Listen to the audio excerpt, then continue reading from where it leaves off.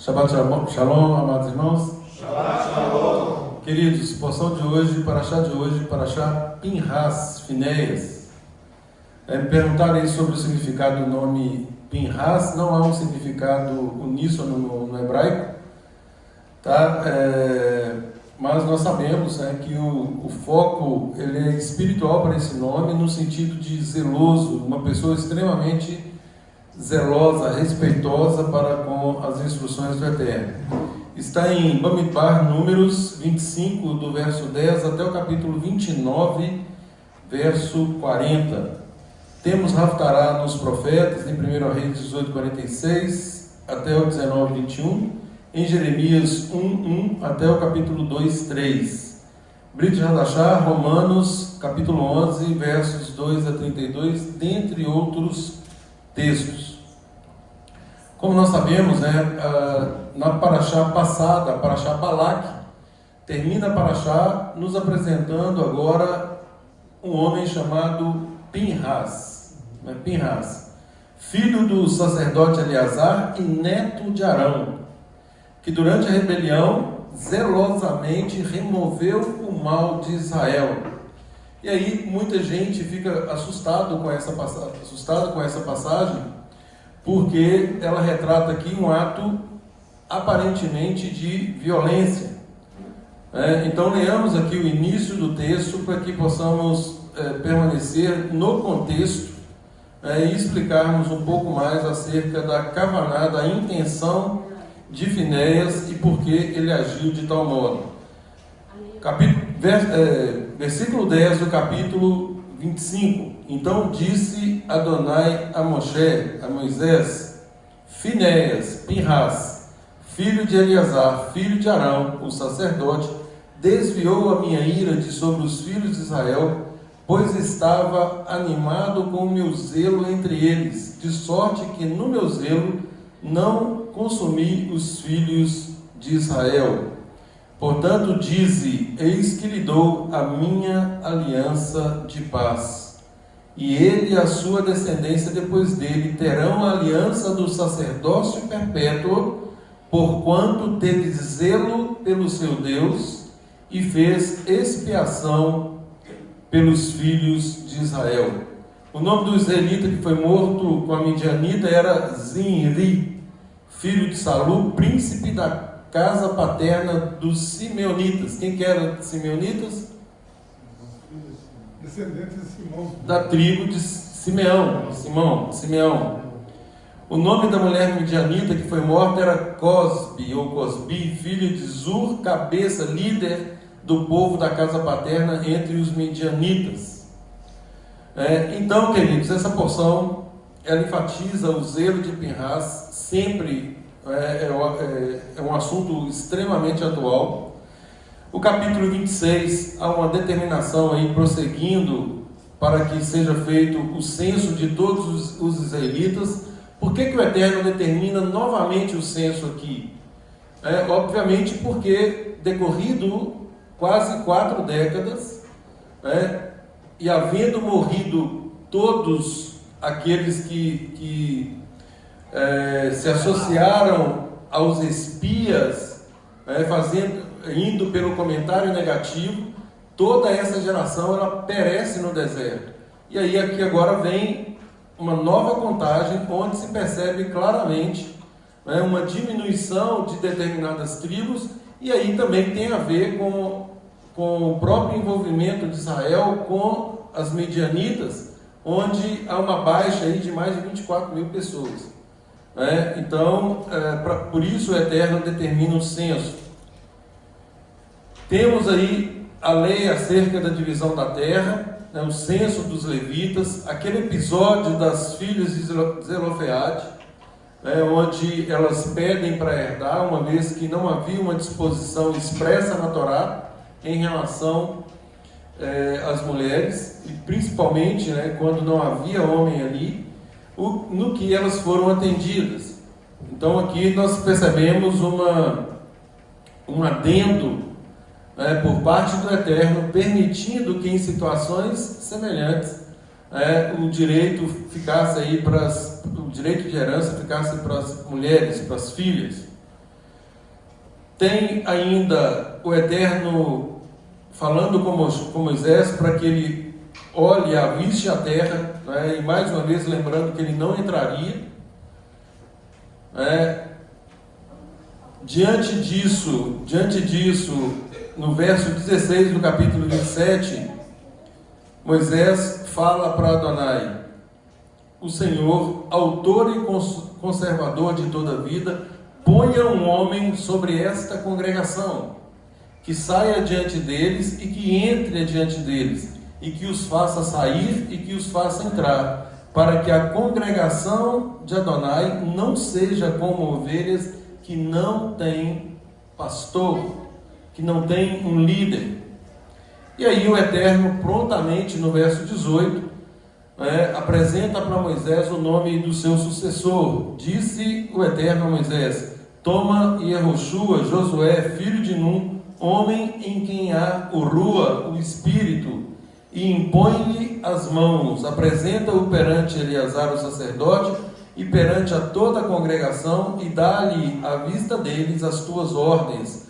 Põe sobre ele da tua autoridade, para que lhe obedeça toda a congregação dos filhos de Israel. Apresentar-se-á perante Eleazar o sacerdote, o qual por ele consultará segundo o juízo do Urim, perante Adonai. Segundo a sua palavra sairão, e segundo a sua palavra entrarão, ele e todos os filhos de Israel com ele, e toda a congregação. Fez Moisés como lhe ordenara o Eterno, porquanto tomou a Josué e o apresentou perante a Eleazar o sacerdote e perante a toda a congregação, e lhe impôs as mãos e lhe deu ordens, como Adonai falara por intermédio de Moisés. O capítulo 28 fala sobre ofertas contínuas, o capítulo 29 sobre ofertas nas festas, nas convocações, santas convocações, e termina exatamente com esse assunto, a oferta nas santas convocações em relação às festas.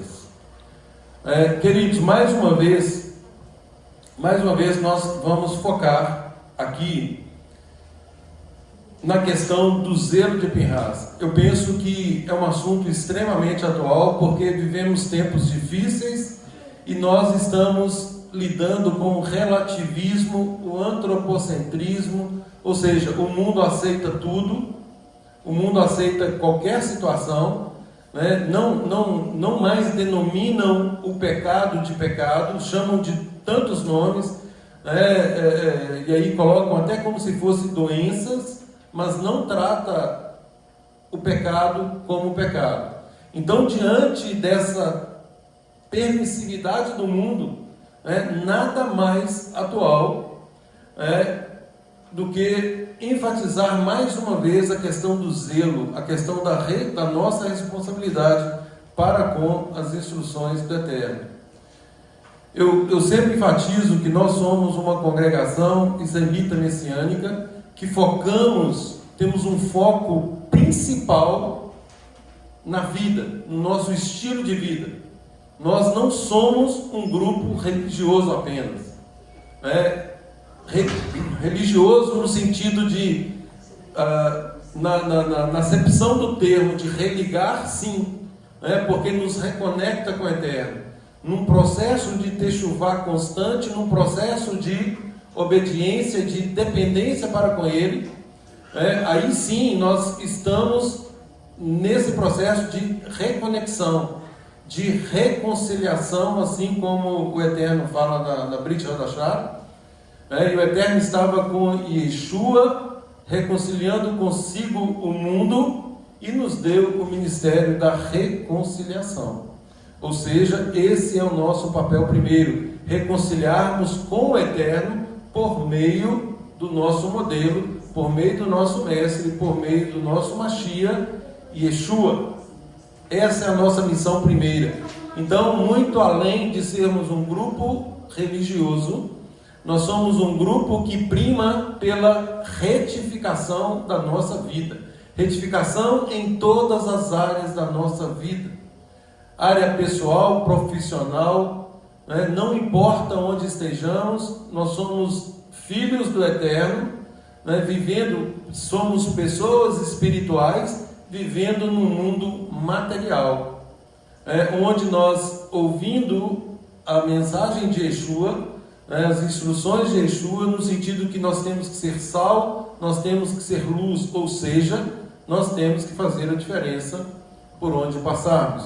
Então esse é o foco, e sendo este o foco, conforme já disse, nós não podemos aceitar nenhuma passividade diante do pecado.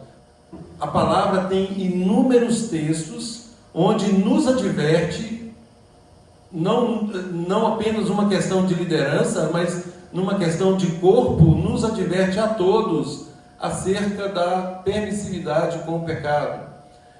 Uma vez que temos conhecimento do pecado, seja em nós, seja no outro, cumpre-nos retificar imediatamente. Aquele que vir no outro uma conduta contrária à Torá e não o advertir, torna-se corresponsável pelo pecado dele. Ou seja, estamos numa verdadeira missão. Fazemos parte do exército do Eterno, onde, mais uma vez, a questão da responsabilidade ela é enaltecida, ela é elevada. Isso nos tira de uma condição cômoda para sermos agentes ativos do reino. E é somente assim que nós vamos deixar um legado e vamos fazer toda a diferença. Pois não. Na Torá, em Deuteronômio, diz: guardai, pois, as palavras desta aliança e cumpri-as, para que prospereis em tudo quanto fizerdes. Ou seja, a prática da palavra ela é muito exigida na Torá, de uma ponta a outra, né? Com certeza, com certeza. Lá na Brit Hadashah, Yeshua fala: por que me chamais Senhor, Senhor, e não fazer o que eu vos mando? Verdade. Então, temos que seguir as instruções, a Torá. Yeshua nos apresenta a Torá em sua máxima essência, ou seja, o sod da Torá. Uma Torá muito além de ritos e comportamentos externos. Uma Torá onde a nossa kavaná é tratada, aquilo que está no nosso interior, a nossa vontade, ela é tratada e de modo definitivo. Quando fala que Yeshua é o Cordeiro que tira o pecado do mundo, é exatamente o pecado da rebelião, o pecado da independência que nós carregamos e lutamos com unhas e dentes para não soltarmos. Nós queremos permanecer na rebelião, queremos permanecer imperando, fazendo a nossa vontade o tempo todo. Isso, gente, é típico do ser humano. Essa é a nossa Yetzer Hará, o que nós herdamos lá no Éden. Por isso que a palavra fala: por um homem entrou, por um homem vai sair. Por meio de Yeshua. Agora, para que saia, Yeshua nós temos que compreender que ele quer tratar a nossa vontade. E nós precisamos erradicar a nossa vontade, para que a vontade do Eterno fique nesse lugar. Não adianta, gente, duas decisões, duas cabeças, duas autoridades não ocupam o mesmo espaço. Não ocupam. Tal qual marido e mulher, que apesar, obviamente, de um considerar o que o outro fala, no momento da decisão, a decisão compete a quem? Ao homem. Compete ao homem. É óbvio que o fato de competir ao homem não lhe dá qualquer arbítrio. Ele tem que agir de acordo com a Torá. Então, havendo ali um conflito entre marido e mulher, no sentido de ir numa direção ou noutra, a palavra final é do homem.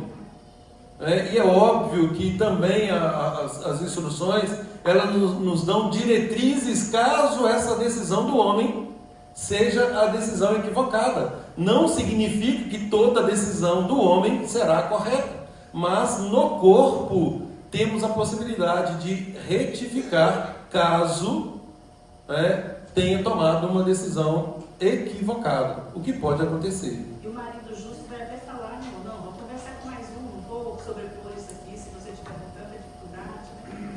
Exatamente, gente. A autoridade que nos é dada, né, de um modo geral, em todos os lugares o Eterno elege autoridades. Dentro do lar, a autoridade recai sobre o homem, né, sobre o pai, sobre o marido. Então, mas isso não significa que ao agir, né, ele possa fazê-lo ao arrepio dessas instruções, de eventuais conselhos. Quantos ainda não detêm o conhecimento da Torá, né, ou talvez tenham um conhecimento superficial, vai tomar uma decisão que tem a ver ali com o contexto familiar, e pode ser que essa decisão venha prejudicar a família. Então, qual é o procedimento correto? Havendo dúvidas, conferir no corpo, checar se o entendimento está de acordo com a Torá ou não, antes de tomar uma decisão. E mesmo havendo tomado uma decisão, caso essa decisão seja equivocada, é possível retificar. Então, esse é um princípio elementar de autoridade. Não é porque é uma autoridade que ela é absoluta e acima de tudo. Não funciona assim. Tudo tem que estar de acordo com a instrução ou as instruções do Eterno. Queridos, o primeiro ponto aqui, o Josué até fez a pergunta, eu tinha anotado isso aqui para discutir, porque nós estamos falando aí de Pinhas, uma pessoa extremamente zelosa que pratica um ato aparentemente violento. Foi um ato violento, mas com que intenção? A intenção dele era a violência ou a intenção dele era a santificação do povo? E o Eterno deixa claro que o que ele fez o agradou. Então, assim, percebe-se que a Kavaná de Pinhas, de Finéias aqui, era de fato aplacar a ira do Eterno frente a um pecado tão grave. Já tinha matado 24 mil. Exatamente, a praga já estava matando pessoas no meio da congregação, e precisou de alguém com muita emuná, com muita convicção do que estava fazendo, para agir de forma tão radical. E aí a primeira pergunta que vem, uma vez esse episódio, e aí na sequência, Moisés, quando o Eterno diz para Moisés que ele não entraria na terra, e ele solicita ao Eterno que nomeie um homem para que lidere o povo. Quer dizer, às vezes podemos pensar assim: ora, mas Pinhas acabou de ser elogiado pelo Eterno, agiu com o zelo do próprio Eterno, por que ele não foi o escolhido, e sim Yehoshua ou Josué? Quem poderia dizer? Por que o Eterno escolhe Josué e não Pinhas? Pinhas é um levita ali, é sacerdote, né? Não entraria em batalha, né? Exatamente isso. Ele orientar o povo na... Exato. Pois não.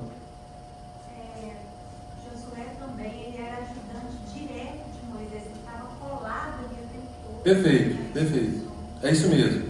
É com base nesses argumentos, né, que todos os estudiosos da Torá, né, enfatizam que o Eterno, ele é um Deus de ordem. Ele é um Deus de ordem. E, obviamente, uma vez que ele institui uma hierarquia, ele não quebra, ele não viola essa própria hierarquia. Como muito bem foi pontuado, Pinhas era neto de Arão. Arão era da linha sacerdotal, sumo sacerdote. Então, o papel dele era um papel sacerdotal. E quando fala que o Eterno firma com ele uma aliança de paz, uma aliança de quê? De sacerdócio perpétuo. De sacerdócio perpétuo. Ou seja, a vocação de Pinhas era sacerdotal e não de uma liderança política nacional. E aí vem o que o Gutierrez falou aqui. Os levitas, eles não participavam de guerras. Então precisava de um líder ali, um líder que pudesse efetivamente agir para conduzir o povo, conduzir para entrar, conduzir para sair, para fazer o que fosse necessário. E isso faz parte da oração de Moisés, que ele pede exatamente um líder com essas habilidades. E prontamente, aí tem a ver com o que a Elaine falou, prontamente o nome de Josué, por quê? Porque ele era o braço direito de Moisés, ele já estava junto com Moisés. O mesmo espírito, né? O mesmo Espírito enfatiza isso, em quem há o Espírito, em quem há o Rua. Ou seja, ele estava agindo conforme as instruções do Eterno. Então, a pessoa mais habilitada para isso, não é? Era Yehoshua. Ele foi servo fiel e discreto de Moshe por 40 anos. Ele conhecia as estruturas do povo, as suas fraquezas e a força de cada tribo. Ou seja, ele sabia das nuances ali de toda a congregação. Espiou a terra também. Ele era líder militar experiente, é o que está lá em Êxodo 17. Né? E ele demonstrou emuná, paciência, mesmo diante das dificuldades. Ou seja, na questão dos espias, por exemplo, né, ele demonstrou uma emuná muito forte. E foi ele e Caleb, foram os dois que se insurgiram contra os 10 que deram um relatório negativo, e eles permaneceram fiéis.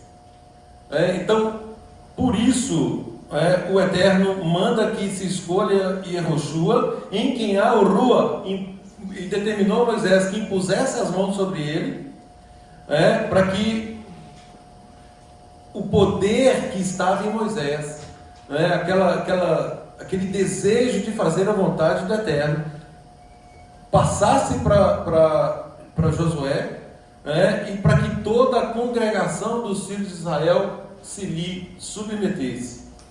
Pois não. Certamente Moisés tinha uma noção de hierarquia muito grande, né? Porque ele serviu, foi assistente de Moisés, muitos anos ali no anonimato, né? Exatamente, descrição. E quem tem entendimento, discernimento espiritual, entende que o reino é formado de hierarquia, né? Entende, se submete sem problema, sem complicação, né? E ele não sabia, talvez, nos anos de anonimato, que ele estava ali respeitando, servindo humildemente, que um dia seria o substituto. Interessante isso. Discipulado, né? Um discipulado de 40 anos. Tem a questão também do próprio Moshe, né, de perder o cargo ali, ele não ter a vaidade de ungir o outro. Reconhecimento da autoridade divina, ou seja, o tempo dele já estava cumprido. Deus entra no céu e faz com que ele agrada, né? Ele ouve do próprio Eterno, né? Você pode observar aí, porque você não vai entrar. Então, assim, não lhe cabia outra coisa senão se curvar mesmo à vontade do Eterno. E ele não tinha nenhum problema em relação a isso. Obviamente, como humano, ele insistiu ainda até o último momento com o Eterno, porque a reprimenda foi muito severa. Ele tira o povo do Egito, conduziria até a terra, mas agora ele não entra. E o Eterno chega um ponto aí que o Eterno fala que já chega, basta, a reprimenda é essa, e ele aceitou de bom grado. Tanto é que ele impõe as mãos sobre Yehoshua, sobre Josué, e faz o repasse da autoridade. Isso que o Davidson falou, lembra a descrição que fala lá na Torá, em Números 12:3. Ora, Moisés era um homem muito humilde, mais do que qualquer outra pessoa sobre a terra, e era muito manso. E é interessante, gente, que os estudiosos falam que a liderança de Josué se fundamentou em 3 pontos, em 3 aspectos que o próprio Eterno pontua. Ele tinha o Ruá do Eterno, obviamente. Ele era submisso a Moisés. Moisés não teve nenhum problema com ele. Ele era submisso e ele era um estrategista. Então, vejam as características da liderança. E uma disposição contínua de permanecer naquilo que Moisés vinha fazendo. Ele não falou assim, a intenção dele era manifesta de continuar a missão de Moisés, de Moshe. E não, até aqui, vocês aprenderem de Moisés até aqui, a partir de agora sou eu. Não teve isso. A glória continua sendo Deus, né? Exatamente, então ele tinha a posição centrada no Eterno primeiro e em continuidade aquilo que Moisés já estava fazendo. Tanto é que ele, se deparando com a idolatria do povo um pouco mais à frente, ele fala o quê? Olha, em relação a vocês eu não sei, mas eu e a minha casa serviremos a Adonai. Então, uma pessoa convicta do seu papel, da sua missão, né, de que ele não abria mão daquilo. Então, essa é a razão pela qual o Eterno o escolhe, ao invés de Pinhas. Sem nenhum demérito para Pinhas em relação a isso. Conforme eu já disse, cada um tem uma função. O papel do sacerdote era guardião da santidade. E Josué, ele não era um Kohen, ele não era um sacerdote. Então, a missão dele seria outra. Seria liderar de forma contínua o povo, conforme eu já disse, todos os movimentos, de acordo com as instruções do Eterno. Ele agiria de acordo com essas instruções, sem impor uma vontade própria, porque ele sabia a quem ele estava servindo. Então Pinhas agora ele é chamado para preservar a aliança sacerdotal, enquanto a Yehoshua foi dado conduzir, conquistar e organizar o povo. O espírito de Pinhas era um espírito de zelo, de justiça, enquanto de Yehoshua era de visão, de firmeza, de orientação do povo. E é interessante, gente, porque conforme nós já enfatizamos aqui outras vezes, a paraxá que nós estudamos é a energia da semana. Saímos da paraxá Cora, uma paraxá que enfatiza muito a questão da rebelião, e culmina aqui essa rebelião com o envolvimento dos filhos de Israel com as midianitas, onde vem praga sobre o povo e tal, e precisa de uma ação extremamente radical, severa, para que o mal fosse erradicado. E aí, obviamente, essa energia de rebelião, ela está clara no nosso meio. Clara no nosso meio, um momento de atenção redobrada, onde nós identificamos claramente os rebeldes, identificamos aquele que ainda se opõe ao próprio conceito de autoridade. E mais uma vez, queridos, aquele que não honra uma autoridade terrena, seja quem for, seja qual autoridade for, não honra ao Eterno. Não honra ao Eterno, não se iluda. De Deus não se zomba, o Eterno não se deixa escarnecer. Então, respeitar uma autoridade terrena é mandamento. Nós temos aqui que o Eterno institui as autoridades. Não cumpre a nós nos insurgirmos contra ela. E cada vez que nós nos insurgimos contra uma autoridade, na verdade, nós estamos insurgindo contra o Eterno. Estamos fechando portas de bênçãos, atraindo maldições para a nossa vida. Então, esse é um princípio elementar que nós temos que cuidar, temos que vigiar. Para quê? Para que possamos, no caminho de techuvá, de retorno, sempre retificar, consertar, e não coloca um tijolinho, depois mete o pé ali e derruba aquele tijolinho. E aí volta lá para trás de novo. Pois não. Essa questão de sujeitarmos as autoridades, ela é mais fácil para aqueles que têm um temperamento mais tranquilo, Tem aquele temperamento que é melancólico, tem aquele temperamento que é fleumático, Mas o sanguíneo e o outro já tem mais dificuldade, colega.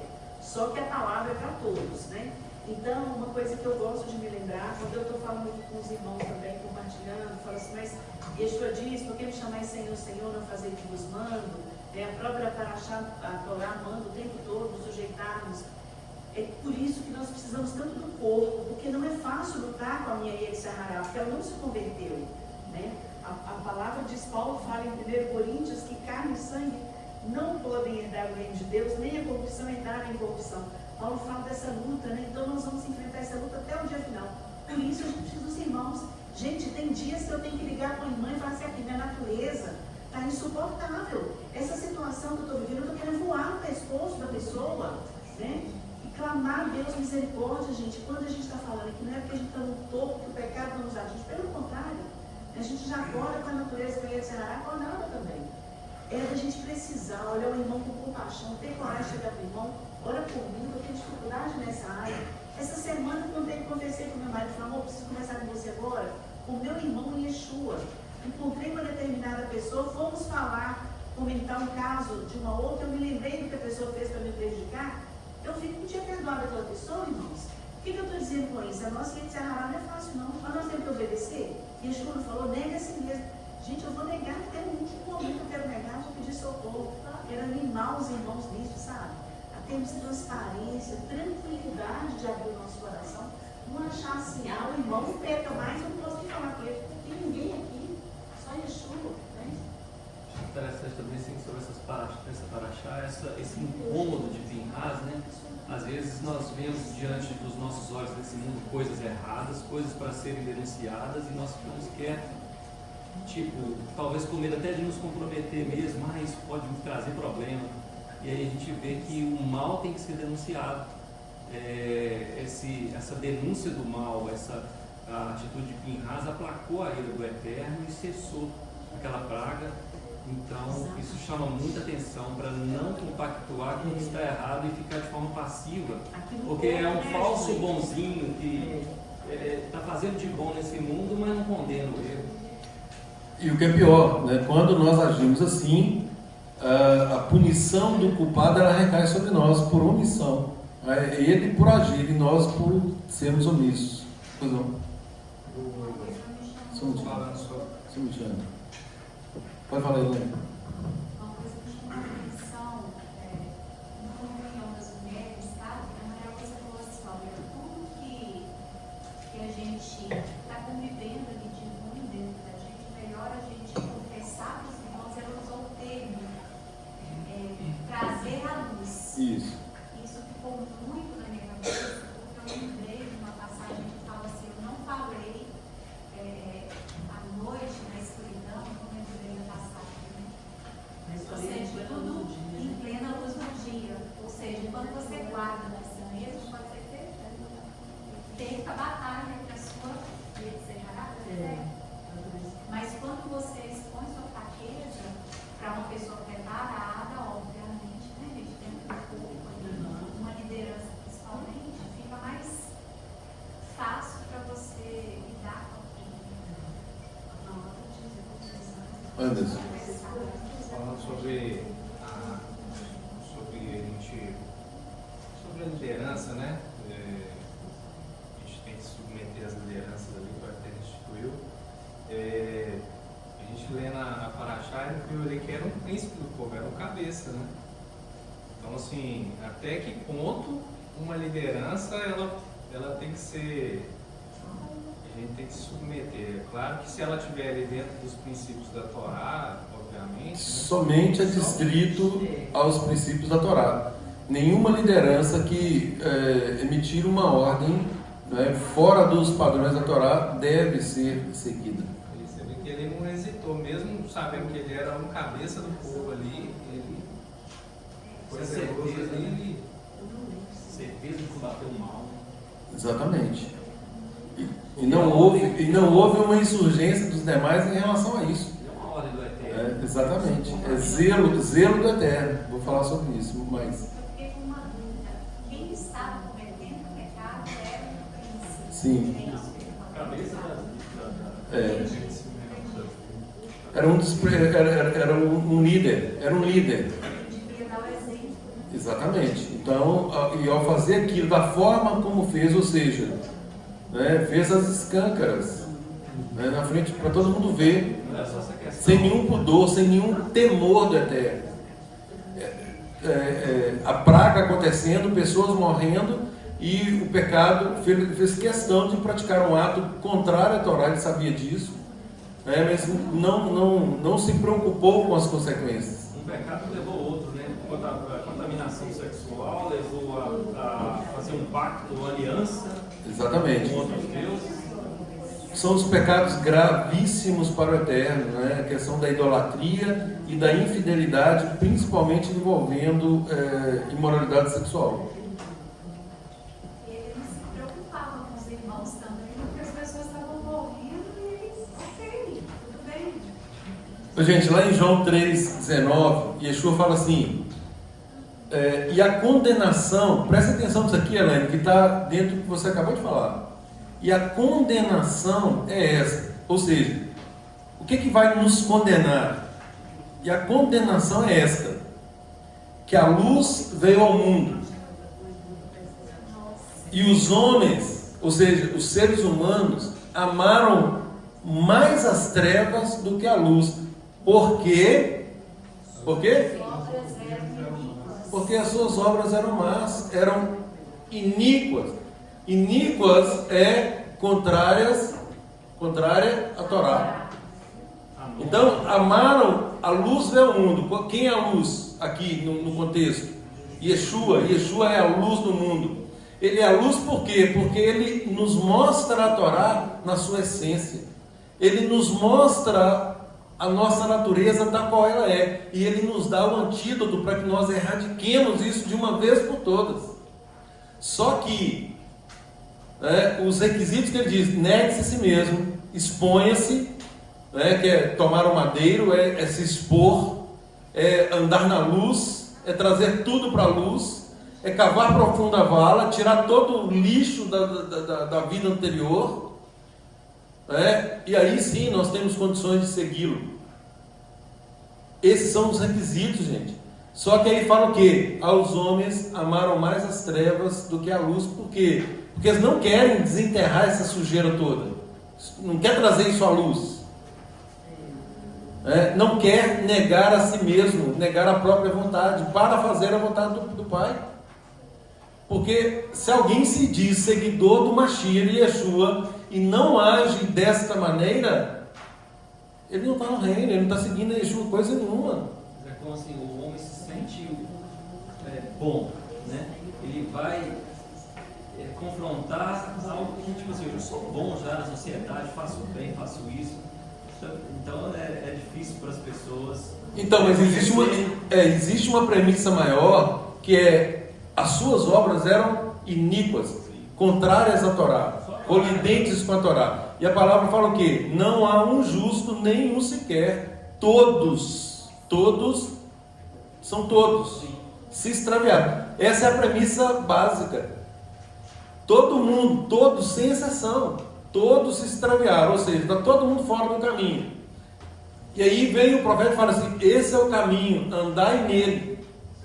E agora nós temos alguém que vira e fala assim, eu sou o caminho. Andem nele. Andem nele. O verso 20 de João 3 fala assim, porque todo aquele que faz o mal odeia a luz e não vem para a luz. Para quê? Para que as suas obras não sejam o quê? Reprovadas. Expostas e reprovadas. Ou seja, a pessoa não quer saber de reprovação, ela não quer repreensão, ela não aceita a repreensão porque o espírito de rebelião continua imperando, rebelde.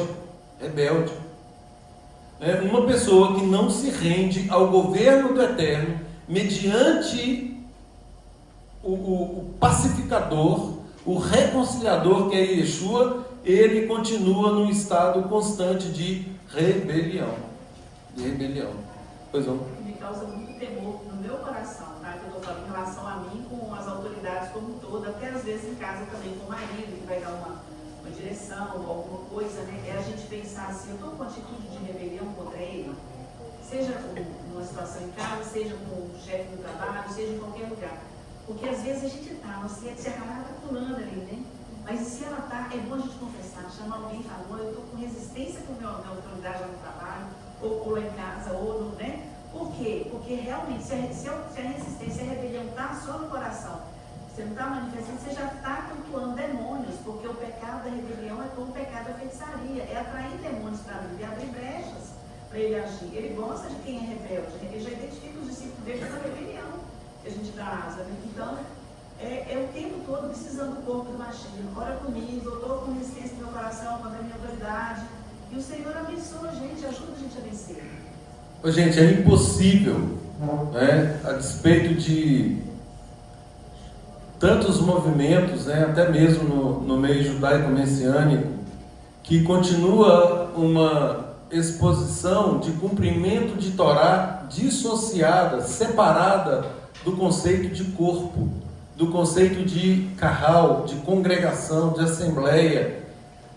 E aí, ao agir assim, está totalmente contrário às próprias instruções do Eterno, que determina, tanto na Torá quanto na Brit Hadashah, no sentido de edificação, de construção, de elevação. Lá se fala muito em elevação, mas é algo individual, muito mais de caráter individual. Enquanto na Brit Hadashah, o Eterno trata, como sempre tratou lá na Torá, o conceito de congregação. Tanto é que aqui, olha, um tanto de gente que estava morrendo no meio da congregação.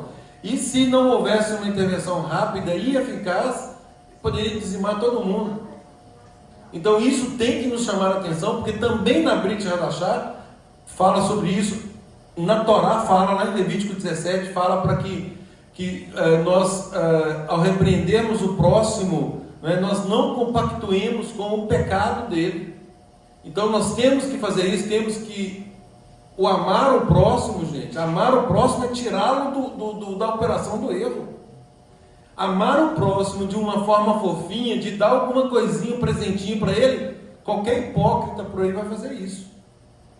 A pessoa mais ímpia da face da terra é capaz de presentear alguém e quando não divulga aquilo nas redes sociais, coloca holofote ali para falar que está fazendo bem, mas a pessoa é capaz de fazer isso. Agora, o verdadeiro amor ao próximo é aquele que retifica, que se preocupa com a retificação de vida do próximo. Por quê? Porque vai muito além do material. É perceber no próximo que ele pode perder a sua salvação porque ele não fez nada.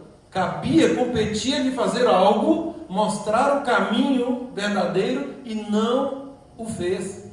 Ou seja, se omitiu, se acovardou. E não há, conforme sabemos, não há lugar para covardes no reino. O mundo hoje nos ensina que nós não temos nada a ver com a vida de ninguém. Hoje isso é conceito de mundo. No reino de Deus não é assim. Ou nós nos envolvemos e nos protegemos, e o nosso povo, para o nosso povo isso é muito claro.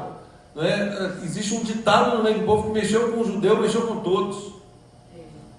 É um cuidando do outro, é um zelando pelo outro. Então esse amor ele vai muito além do material, ele é um amor de salvação, salvífico.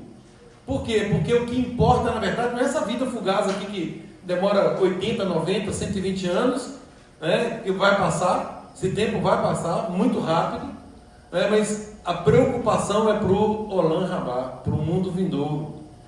E é para isso nós trabalhamos, é óbvio, por uma qualidade de vida enquanto estivermos aqui, porque Yeshua já garante, o reino de Deus está em nós, está dentro de nós. Ele já começou, ele só vai materializar a parte material dele, ok? Vai se consolidar nos 1000 anos, mas para aqueles que já estão no caminho, ele já começou. Nós já estamos usufruindo das benesses do reino. E eu vi uma frase essa semana, gente, que tem tudo a ver com o nosso propósito, que fala assim: aquele que retifica o seu erro, ele não retifica apenas o seu erro, mas o de gerações. Isso é fantástico, porque há um realinhamento. E isso eu falei com a Maria Lúcia na hora lá, eu falei assim, querido, olha que você vê, onde fala de maldições hereditárias, Então, quando a pessoa resolve retificar, ela corta, ela faz uma secção naquela maldição, para que aquilo não continue ocorrendo na sua descendência. Vai impedir os filhos, os netos, bisnetos, tetranetos, imagina isso. São 1000 gerações que abençoam, Exatamente. Então, a possibilidade de retificação ela é maravilhosa. Por quê? Porque vai retificar gerações. Dentro disso que você falou da gente amar, ajudando a pessoa a voltar para o lugar certo, uma coisa que é frequente às vezes acontecer nos meios de sinagoga é uma pessoa estar no erro, aí a liderança fala com ela: olha, você tem que passar por esse caminho, pela Torá. Aí alguém quer se promover, se autopromover, porque é uma idolatria, a pessoa vai colocar acima da lei de Deus. Não é bem assim, vem cá, não é assim, vem aqui e tal. Então isso é um perigo para essa pessoa, porque Yeshua fala assim, vocês são o sal da terra. Se o sal se tornar insípido, ele vai ser pisado pelos homens. À frente acontece uma situação conosco em que a gente vai passar por esse tipo de coisa, ser pisado pelos homens, né? Eu já deixei de falar com uma pessoa uma vez, eu me arrependo disso, estava no portão da minha casa, a pessoa me perguntou, eu falei, o Adilson vai te explicar depois. Eu não quis falar, achei desconfortável, porque a pessoa estava vendo aquele problema, né? Eu não sou de falar assim, nesse dia eu falei isso, eu falo já com a pessoa, né? E essa pessoa depois se voltou para mim mais à frente por coisas que... E assim, eu pensei assim, se eu tivesse salgado exatamente na hora com ela, é isso, isso e isso. Porque ela estava vivendo aquilo, eu fiquei desconfortável, né? Talvez aí já teria cortado por ali e ela não teria feito depois à frente, me senti literalmente pisada, né? Então a gente tem que ter cuidado com isso, nós somos sal da terra, né? A gente viu que está contra a palavra, a gente não pode querer se autopromover naquela situação, porque isso é nos colocarmos melhores do que Deus. A minha lei não é igual de Deus, a minha é melhor, né, cara? Né? Misericórdia. Pois não. Por tudo isso que está sendo comentado, né? Semelhança como Yeshua aponta para Yeshua, né? Para a tirada do povo do deserto e entrar numa terra prometida, que no caso de Yeshua seria o reino de Deus, né? Não sei se você vai comentar sobre isso, sobre essa... Tem muito a ver até a própria ação de Pinhas aí com eles fazem um paralelo também da ação de Pinhas aqui como sendo uma expiação, né, pelo povo que ele fez, né, com o papel do Messias. Mas o meu foco é muito mais comportamental, né, de caráter, do que nós ficarmos em algumas incursões que não vai nos ajudar tanto, né, principalmente aqui pelo nosso tempo. Então eu prefiro enfatizar pontualmente a questão comportamental, né, para que nós possamos fazer a retificação de tudo, em todas as áreas, o mais rápido possível.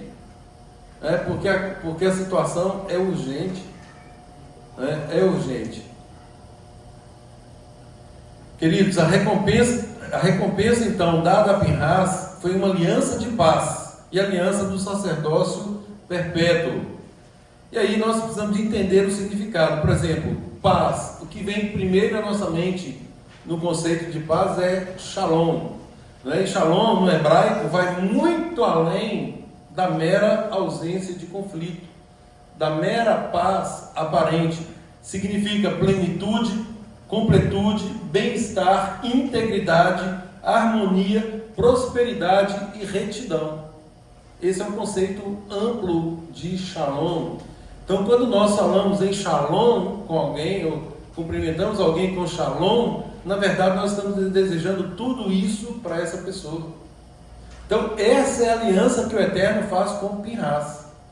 E aí, conforme já falei, embora a atitude de Pinhas ela tenha sido violenta e chocante para muitos, ela foi vista pelo Eterno como um ato que restaurou a shalom no meio da congregação.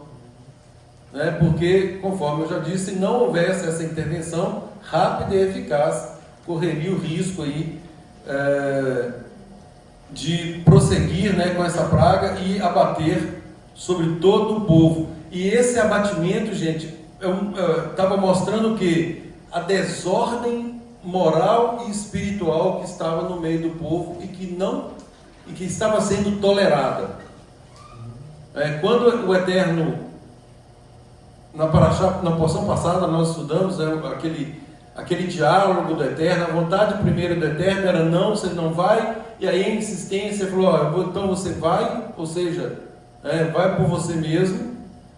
Então a atuação do Eterno ali, ele objetivava que o povo, de um modo geral, se atentasse para as instruções e não cometesse o pecado da idolatria, o pecado da imoralidade sexual.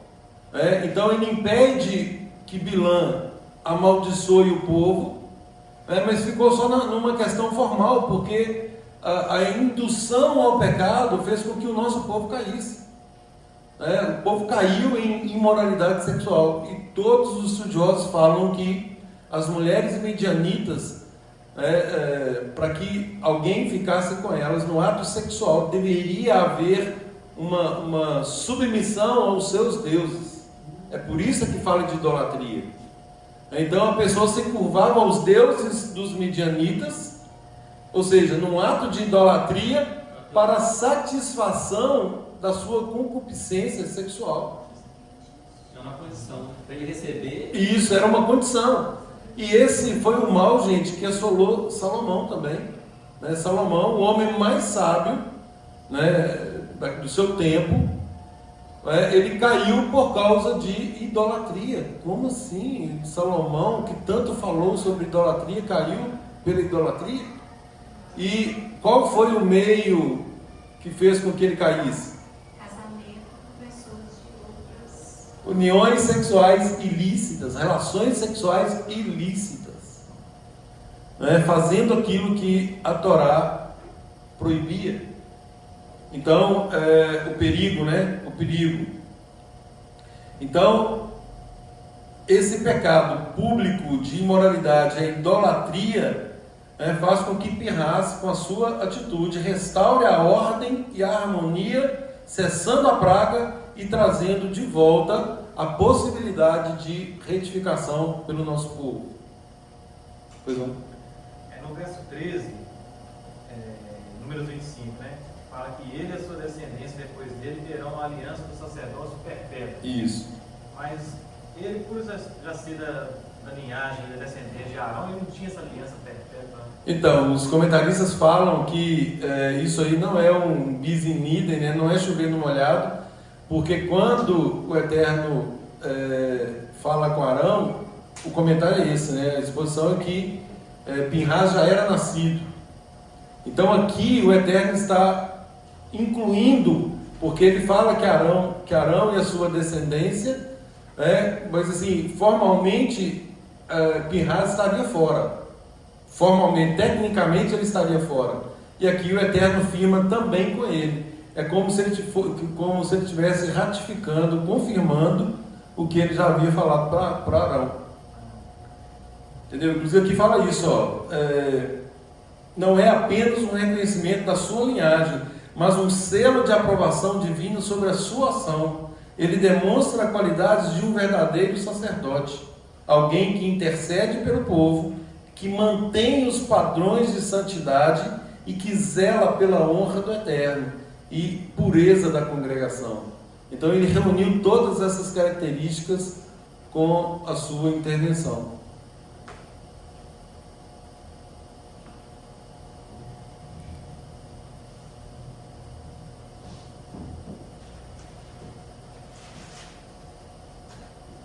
É óbvio, né, gente, que a interpretação do ato de Pinhas, ele não é um modelo de violência individual, né? Porque às vezes a pessoa pode ler a porção e achar que está autorizado a cometer um ato de violência individual. Aqui tem todo o contexto que nós já explicamos, né? Então, é um padrão severo aqui de restauração por conta de uma atuação de uma praga que estava assolando todo o povo. A nós compete sim erradicar o mal do nosso meio, agora com os padrões que o Eterno já estabeleceu, no sentido de, primeira coisa, denunciar. E aí tem todo um processo. Se o Jusley, por exemplo, vir alguém fazendo algo contra a Torá, ele adverte a pessoa, sozinho. E aí, depois de advertido, a palavra fala o quê? Se o irmão ouviu, se a pessoa ouviu, já surtiu o efeito. Então, essa pessoa vai retificar. Ele continua fazendo o que eu já falei para não fazer. Aí agora você vai chamar uma outra testemunha. Chama uma testemunha, vai de novo na pessoa, fala, já te falei lá atrás e tal, e você continua, você tem que fazer, se está no processo de chuvar, você tem que retificar. Isso não se aplica se para ouvir, desigual, né? Isso não se aplica para julgo desigual, né?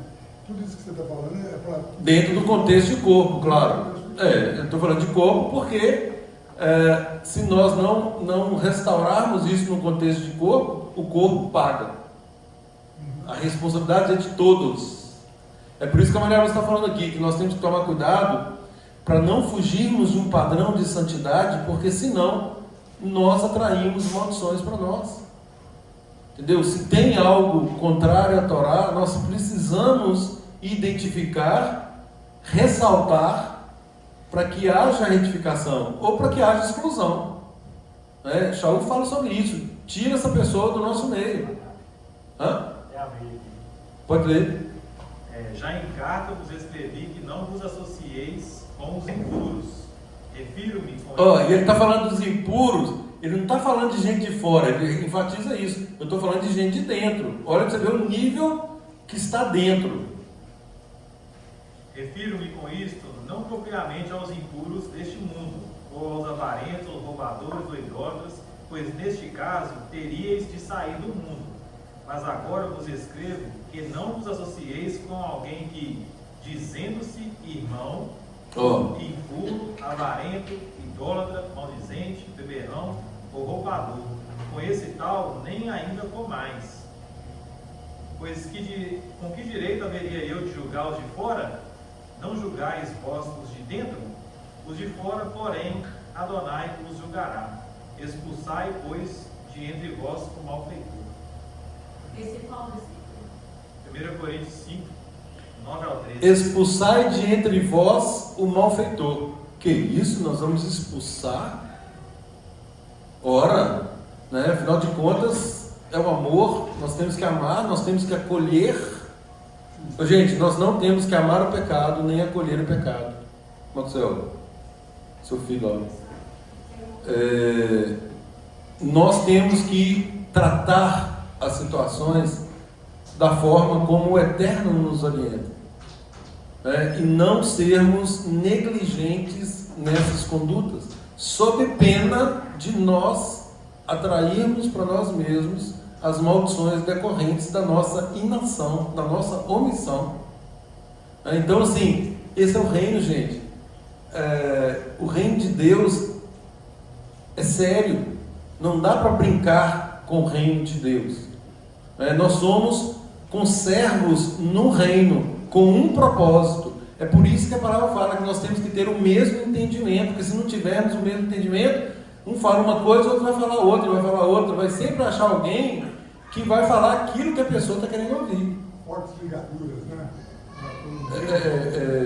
Juntas e ligamentos bem conectados, para que possa haver a edificação, uma construção, uma retificação. É bater o prumo da Torá ali e retificar. Olha aqui, zelo espiritual e moral, se manifesta como na sinagoga hoje? Pela paixão, pelas instruções do Eterno.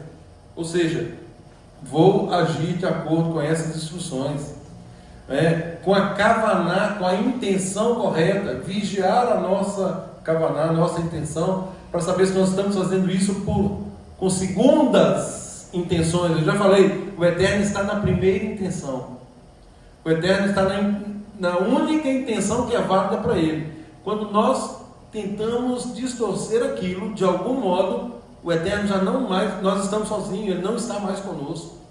Por quê? Porque nós estamos fazendo agora com uma outra finalidade, para promoção pessoal, para algum outro benefício, e não para a verdadeira retificação, que é o padrão de santificação que o Eterno está requerendo de nós.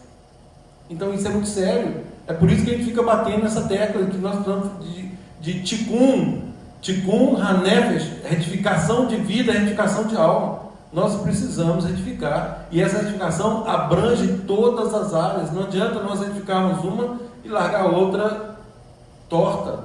Não adianta, nós temos que fazer isso de forma plena.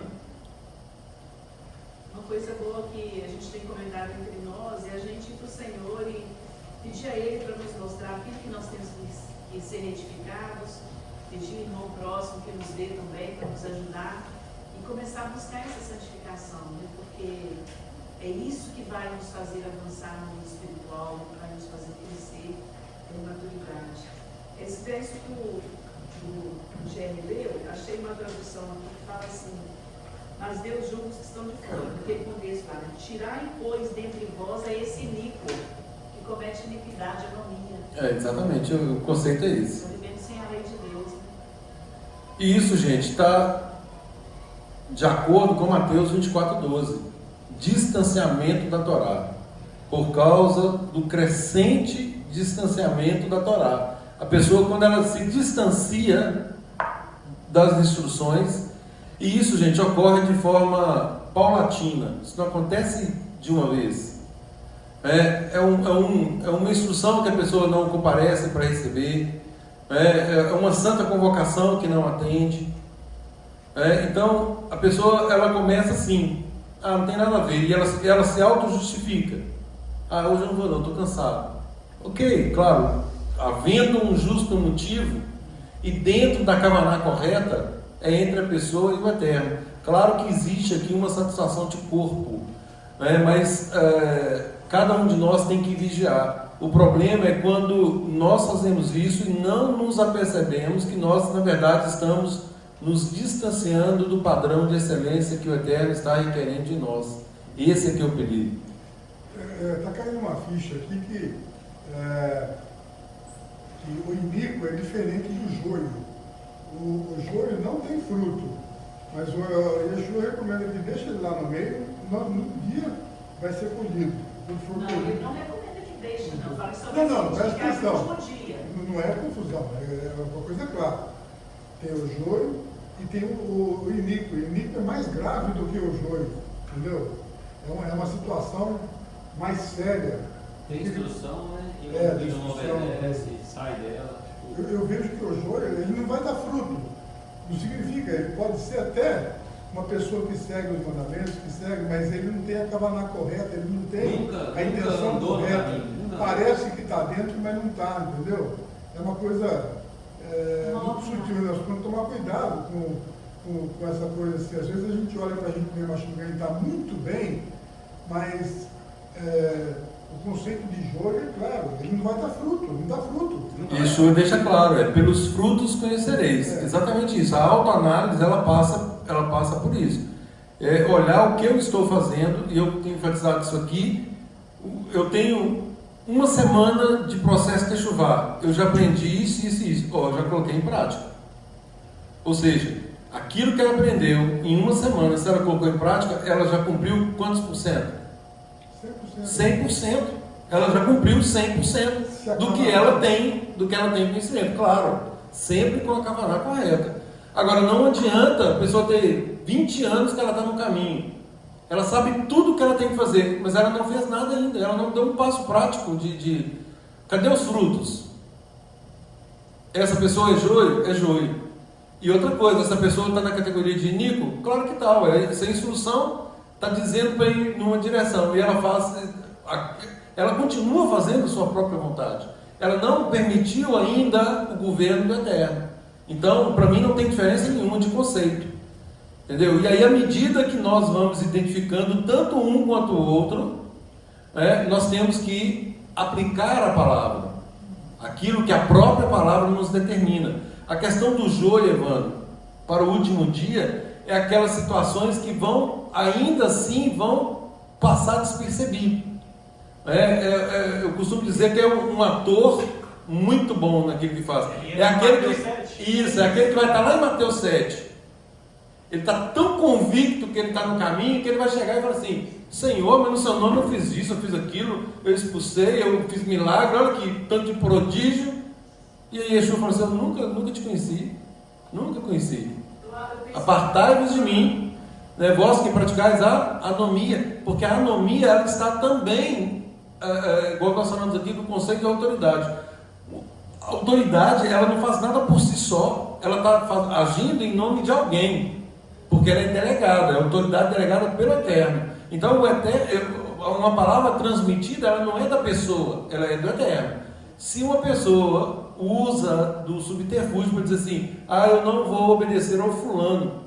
Como assim? O que o fulano está falando é dele? Se for dele, não tem obrigação nenhuma mesmo. Agora, se o que ele está falando é reproduzindo uma ordem do Eterno, tal qual todos os profetas e enviados, emissários, Shalirim, apóstolo ou discípulos, todos eles agiam em nome do Eterno, cumprindo o seu papel no reino. Então, não tem opção de não fazer. Agora, se a pessoa se mantém rebelde, esse espírito de rebelião é o que vai abrir brecha, de fato, para as maldições. Por quê? Porque a própria palavra fala que a rebelião é como um pecado de feitiçaria. Yeshua se refere a esses como sepulcros caiados, bonitinho por fora, mas... Pois é, então tem um erro aí, tem uma aparência muito forte de trigo, mas na verdade, pela ausência de produção de frutos e pelo ar teatral, né, porque tem verdadeiros atores no reino também. Esses aí, eu penso que serão esses aí, que nós vamos lutar com eles a vida inteira, né, para tentar mudar alguma coisa e tal, mas o ato representativo é tão maquiavélico e tão bom no contexto de teatralidade, que só no último dia que o próprio Eterno é que vai ceifar. Não vai ter jeito. Eu queria fazer uma observação que eu penso que o irmão Evandro está fazendo está tendo uma pequena onda aí, nuvenzinha, que é o seguinte: você falou sobre tirar o inimigo, aí está assim, mas não pode tirar o joio. É porque o joio parece muito discípulo, então não tem como você arrancar o joio nesse sentido, né? Está fazendo tudo, você não está frutificando espiritualmente. Exatamente. É nesse sentido. Agora, se tiver em franca harmonia, tem que chegar em confrontação. Claro. Se não quiser, tem que tirar. Né? E essa palavra que ele fala, a gente tem que tomar cuidado. É claro, tem um mandamento claro, isso aqui, que pensa estar de pé, cuide para que não caia. Cada um de nós aqui tem que ter essa consciência. Ninguém está A autoanálise é geral, gente, é para todos. Você pedir misericórdia todo dia. Irmão, como é que você está vendo minha vida? Me ajuda aqui. Eu quero ser sair e buscar de Deus, né? Então, esse versículo, aquele que pensa em estar de pé, cuide para que não caia, a gente não pode esquecer nem um dia. E pensa ainda, nem quer dizer que está de pé. Eu estou pensando que eu estou, né?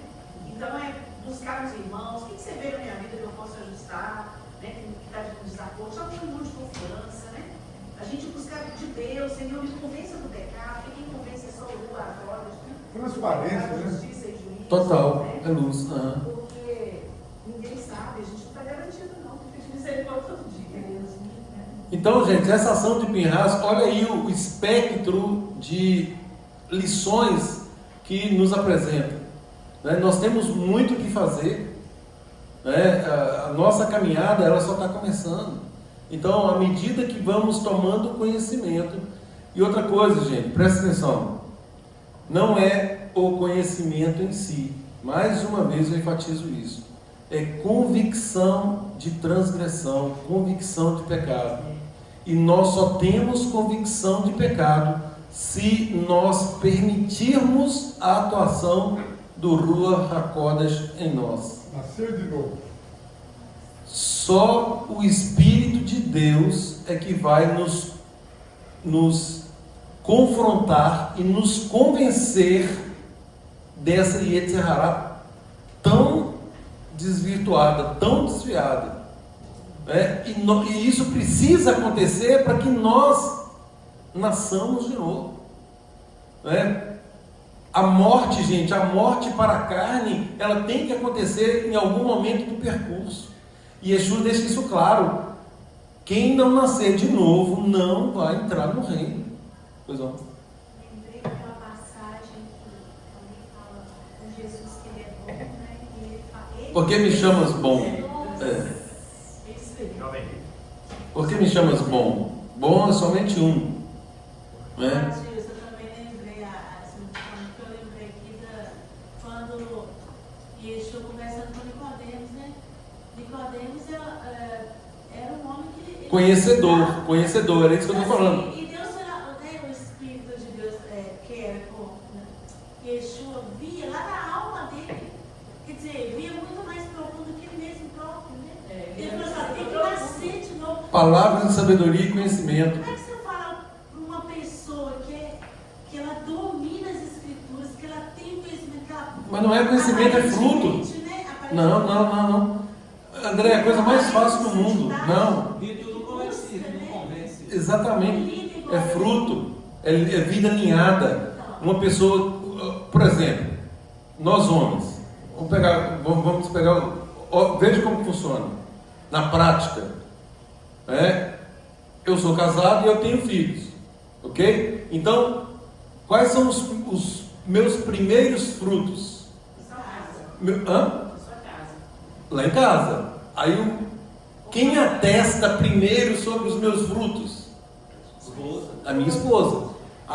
Se vocês quiserem saber quem eu sou, pergunte para ela. Ela que vai falar quem verdadeiramente eu sou. E aí é óbvio que todos nós, gente, temos os nossos defeitos e nós estamos num processo Desenvolvimento. em desenvolvimento. É progressivo. Mas o que? Nós erramos e corrigimos. Isso é imediato. Nós erramos e vamos retificando. Então, eu conheço a minha esposa e ela me conhece. Nós vamos alinhando os padrões da palavra. Tem um conflito entre nós. Como nós resolvemos um conflito? Palavra. Nada mais do que a palavra. Ó, querida, as instruções falam assim, assim, assado. Ó, querida, as instruções assim. Ok, nós nos submetemos a essas instruções. Os nossos filhos estão jogados? Os nossos filhos fazem a vontade deles? Não. Os nossos filhos estão sob a nossa autoridade. Né? Meu filho, ele assiste os ensinos, né? Ele vai confirmar isso. Então, eu falei com ele, ainda que quando ele estava terminando a faculdade de Direito, eu falei, ó, você está sob a minha autoridade, né? Até o momento que você se tornar independente. Então, você vai obedecer às minhas instruções. Esse é o padrão. Você não pode, eu falei isso semana passada sobre isso, né, mano? Falando aqui que nós não podemos, gente, deixar para os nossos filhos decidir absolutamente nada, enquanto eles estiverem sob a nossa autoridade, porque isso é um ato de covardia, compete a nós conduzi-los. E aí é o seguinte, nós somos chamados, todos nós temos o ministério da reconciliação. Para agirmos em prol do reino, a primeira coisa é obter essa aprovação dentro de casa. Se nós não formos aprovados dentro de casa, e aí nós podemos pegar o exemplo de Abraão, que fala que ele retificou sua vida e ordenou sua vida e a casa dele depois dele, ou seja, colocou a vida dele em ordem diante do Eterno e depois de toda a casa, né? Aí sim ele já se apresenta como alguém possível, e aí quiçá provável de atuar em prol do reino. Então a primeira coisa é em casa. Primeiro em casa. Shaul fala isso para Timóteo, fala isso para Tito, né, de como escolher alguém para a obra, para trabalhar para o reino, né, que tenha esposa submissa, ou seja, dentro do padrão da Torá, que tenha filhos sob disciplina, ou seja, os filhos são submissos aos pais, à autoridade dos pais, né, cumprindo, obviamente, tudo aquilo que compete a nós como autoridades da nossa casa, da nossa família. Então, enquanto isso não acontecer, nós não estamos, só estamos engatinhando. Só estamos engatinhando.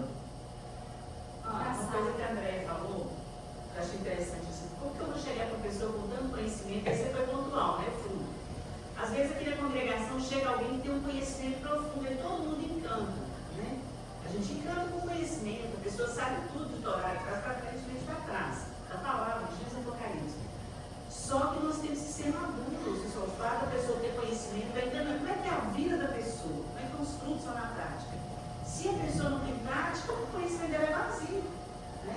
Não é uma pessoa que ainda está, que já pode dizer assim, é uma pessoa espiritual, ela tem entendimento, discernimento das coisas espirituais, ela está conectada com o Eterno, ela está conectada com o Eterno quando ela começa a obedecer na prática. Todos aqueles a quem Yeshua chamou de sepulcro caiado, raça de víboras, até com Nicodemos, que falou que ele tinha que nascer de novo, todas essas pessoas estão na mesma categoria. Muito conhecimento, mas nada de prática. Então, Yeshua confronta esse conhecimento, porque conhecimento sem fruto não resolve nada. Absolutamente nada. Ô, gente, até no mundo é assim. Eu lido muito com o mundo empresarial, né? O mundo empresarial não segue ninguém que não tem resultado. No mundo é assim. A pessoa quer resultado, né? Se uma pessoa se apresenta lá como um exímio empreendedor ou um expert em determinada área, qual é o seu resultado? o que isso já fez na sua vida? Então é resultado. Ninguém vai seguir alguém que não tem resultado. Até no mundo funciona assim. Né? No reino, com muito mais propriedade, é óbvio. Quem ia falar? André. Helena. É porque às vezes no nosso meio uma pessoa fala assim, não, mas fulano parece ser tão espiritual. Eu falei, por que você está dizendo isso? Não, porque eu não conheço. Eu falei, não, você tem que olhar a vida prática. Como que a pessoa vive, aquilo que Yeshua falou, vinde e vede. Né? O homem chegou querendo conhecer a verdade e tal. Ele falou, vinde e vede, vem conviver com a gente para ver. Né? Então, para a gente não se iludir, né, com o conhecimento bem nosso. Achar assim, não, eu já estou bem, eu já conheço muito. Não, mas você está vivendo, você já sabe. O caso de Zinri como príncipe, ele É um bom exemplo disso. tinha muito conhecimento, né? Com certeza. Da liderança. Então, isso é uma rebelião expressa. Isso é, não estou nem aí para a autoridade de Moisés, não estou nem aí para a congregação. Eu vou fazer aquilo que está me dando a teia para fazer, e fez. Entendeu? Exatamente isso. Uma irresponsabilidade para com todo o corpo. Uma congregação, gente, ela tem um único objetivo, que é santificação. Então, se tem alguém com uma franca intenção de prejudicar a santificação de quem quer que seja, é convidado a se retirar. Aqui não é o lugar dessa pessoa. Os 250 príncipes que acompanharam Cora tiveram o destino. Não, rebelião, gente, só trai coisa ruim, só maldição, é óbvio. O Eterno fala sobre isso o tempo todo. Eis que põe diante de vós a bênção e a maldição, escolham a bênção. E aí vem lá todos os comportamentos passíveis de bênção e todos os comportamentos passíveis de maldição, de punição. Aí, olha um exemplo aqui da porção de hoje. É alguém que era líder, tinha todo o conhecimento da Torá, óbvio, estava ali presenciando as maravilhosas intervenções sobrenaturais do Eterno, e chegou um momento que ele falou assim: importa mais a minha concupiscência carnal, eu quero mais satisfazer minha sexualidade, né? meu apetite sexual, e aí traz ali uma qualquer para o meio do povo e comete uma imoralidade na frente de todo mundo. Isso parece algo assim tão difícil de se fazer, né? Mas a pessoa que começa a desprezar pequenos... É isso que eu falei. Ele não percebe... Perde o padrão, exatamente. Entra no coração dele. E olha que Adonai já tinha falado a Moisés, né, cá no versículo 4, toma todos os cabeças do povo e enforca-os ao ar livre. Exatamente. Se retira. Para que se alguém olhando aquilo ali, isso tinha que servir de modelo, né? E mesmo assim, ele depois... Pois é. Hoje eu aprendi que ele tinha que se dobrar, né, aos deuses, né, dessa mulher para poder ter relações com ela. E aí isso me fez lembrar que quando alguma mulher do povo, aí você me corrige, mais uma vez, ela ia fazer parte do povo de Israel, ela tinha que passar por um processo, né, rapava a cabeça, tinha aquela coisa toda para seguir as práticas e deixar os seus antigos deuses para adorar o Deus verdadeiro e tudo mais. É interessante. Essa parte que você mencionou tem a ver com a mulher que era lá no caso de guerra. Tá, mas é óbvio que aquela que se aproximasse de Israel, obviamente, tal como acontece hoje, ela tem que seguir as normas de Israel. Né? É o caso de Ruth, por exemplo. É o caso de Raabe. Raabe, a prostituta, né? Conhecida assim, Raabe, a prostituta. É lógico, ela vai se submeter a um processo de techuvá, né? de ingresso ali, de retorno, e ao mesmo tempo ingresso junto ao povo de Deus, junto a Israel. E aí ela se submete a todas as normas que é a Torá, para serem cumpridas. Veja o que Ruth fala. O seu Deus, Será o meu Deus, o seu povo. será o meu povo. Ela abriu mão dos deuses que ela conhecia, porque ela era o quê? Moabita, ela era moabita. Então também cultuava outros deuses. Ela abre mão daquilo e fala assim, não, agora o meu Deus será o seu Deus. O seu Deus será o meu Deus. O seu povo será o meu povo. Então, ela abre mão de uma nacionalidade ali, de uma geração para integrar exatamente o que A nossa situação também é a mesma coisa. cultuava um Deus que a gente fazia. Exatamente, é exatamente isso aí. O romanismo, gente, é isso aí. Nós temos que falar assim, olha, virar para Israel, a palavra diz isso lá em Romanos 9, né? O seu Deus será o meu Deus, o seu povo será o meu povo. E não, agora o meu povo é que é a nação sacerdotal, né? O meu povo agora que é Israel espiritual. Eu vi aí um líder de grande peso falando aí que Deus não tem mais nada com Israel. Pelo amor de Deus. Assim, um desconhecimento da palavra. Lá em Jeremias 31, verso 35 seguinte, fala se não tiver sol, se não tiver luz, se não tiver mais estrelas, se tudo isso acabar, aí sim pode ser que o Eterno rompa o pacto que ele fez com Israel. Está tudo aí, gente, está tudo aí. Como assim o Eterno não tem mais nada com Israel? É só olhar para Israel agora, o que está acontecendo, um cisquinho frente a um mapa, e ele predominando porque ele é autossuficiente? Não, ele está predominando porque o Eterno está protegendo. Em resumo, né? Você vê que coisa fantástica. Depende só de nós, das nossas escolhas, do nosso livre-arbítrio. As portas não estão fechadas para ninguém. Claro. Gente, nós temos que retomar, retificar, buscar o padrão máximo moral e espiritual para cada um de nós. Essa é a nossa função. Pegar o padrão máximo. Nós não podemos nos contentar com mediocridade. Mediocridade, gente, é média 5. Eu sou 10 numa coisa e sou 0 na outra. Média 5, passei. No reino não funciona assim. No reino não funciona assim. Na matemática do Eterno, 10 menos 1 é quanto?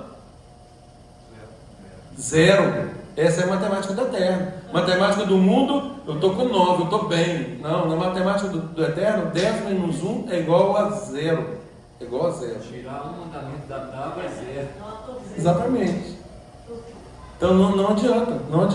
Então, gente, nós precisamos de retificar zelo espiritual e moral, tal qual o Pinhas fez. Proteção da nossa santidade pessoal e da nossa congregação. Zelar uns pelos outros. Esse é o padrão. Nós temos que combater aí Lachon Hará, qualquer tipo de maledicência, fomentar, ou seja, incentivar entre nós, o respeito mútuo, a noção de autoridade. Nós precisamos falar da seriedade do processo de Teshuvá entre nós, e principalmente nós temos que ter coragem para enfrentar os desafios espirituais que se eventualmente nos apresentarem. Coragem para confrontar, para enfrentar. Nós não podemos nos acovardar.